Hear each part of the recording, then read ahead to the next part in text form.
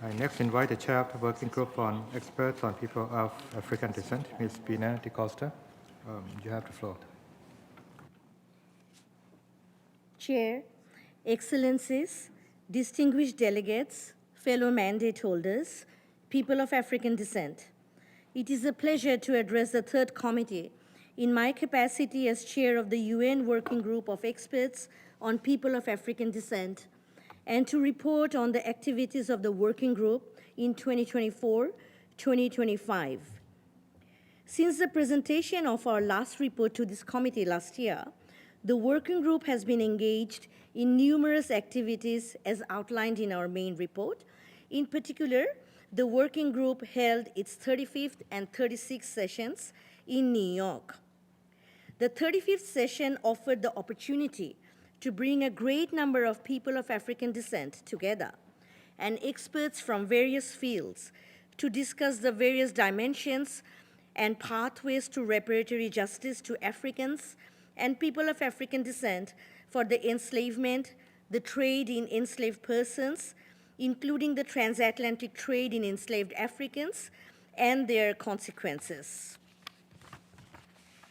Members of the working group participated in several activities and events online or in person to interact with UN human rights mechanisms, civil society, UN entities, bar associations, academics, and other stakeholders regarding the implementation of the International Decade for People of African Descent and the Durban Declaration and Program of Action as they relate to our mandate. This includes activities carried out in the context of the International Day for the Elimination of Racial Discrimination, the International Day of Women and Girls of African Descent, the Africa Day, the International Day for People of African Descent, and the International Decade on People of African Descent, training seminars, and awareness-raising campaigns. More recently, members of the working group, including myself, participated in seminars on reparatory justice organized in Geneva by the Permanent Mission of Togo to the United Nations Office in Geneva, and the annual seminar with the equality bodies held by the European Commission against Racism and Intolerance. We have also participated in activities launching the second International Decade for People of African Descent, organized by the Office of the High Commissioner for Human Rights in Asia Pacific, Latin America, and Europe, respectively. The working group continues to strengthen its cooperation with regional mechanisms, in particular the European Commission Against Racism and Intolerance of the Council of Europe, and the Inter-American Commission of Human Rights, and the African Union's Diaspora Division. I would also like to highlight that our collective engagement with all the anti-racism mandates has been especially significant given the constraints of the current resource environment. It further integrates the perspectives and priorities of people of African descent throughout the implementation of all mandates. As funding has continuously been constrained in 2025, the working group has only been able to conduct one country visit to Suriname in 2025, the report will be presented at the Human Rights Council session in September 2026. Regrettably, we could not conduct the technical visits we are mandated to undertake for the second year in a row.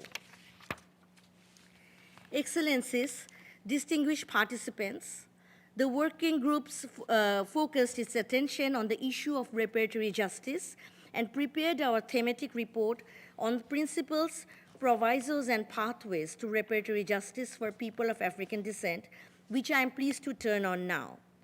This report is a result of numerous consultations and written responses to our call for submissions from states and civil society and our 35th session held in New York.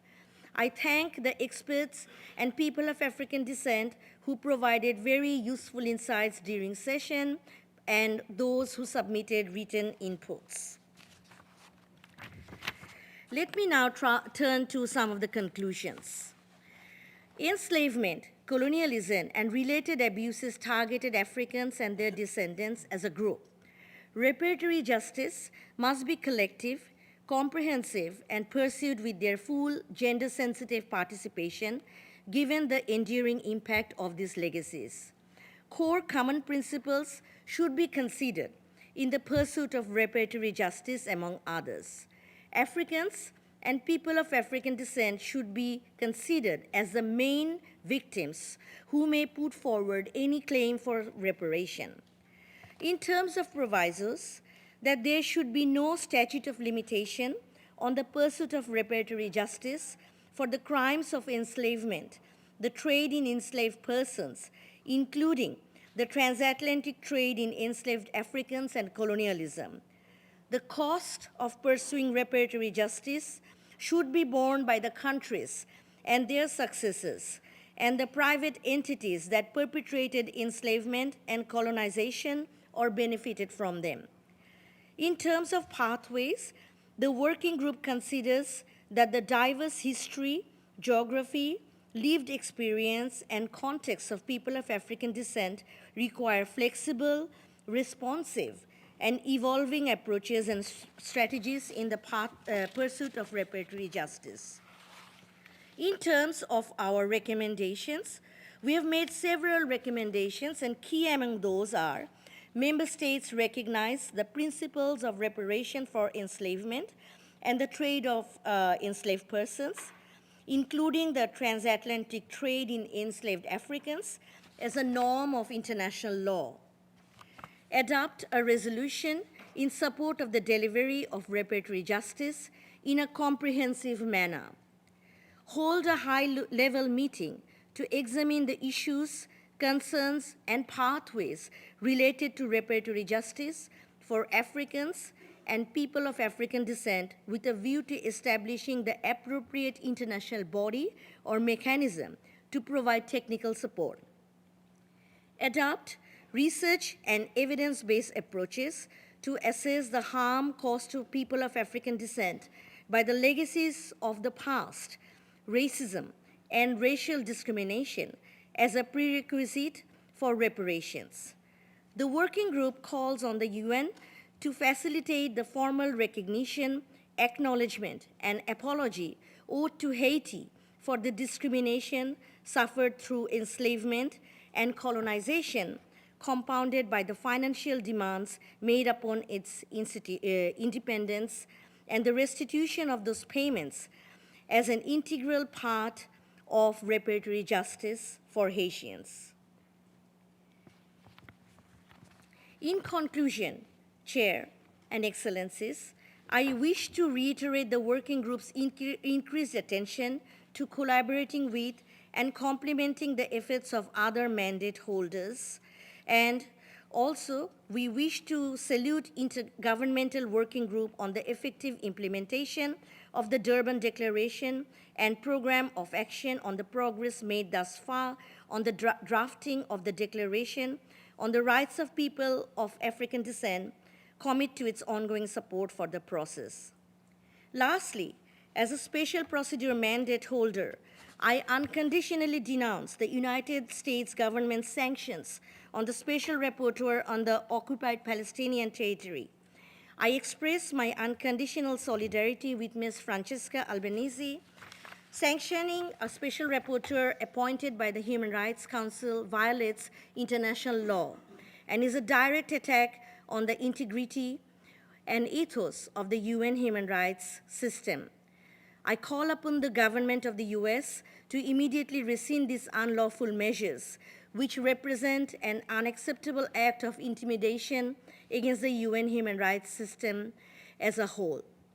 Chairperson, I wish to reiterate my appreciation to you and the committee for this opportunity to report to you and the working group's readiness to respond to any queries as we continue to build on 22 years of implementation of the mandate. Thank you.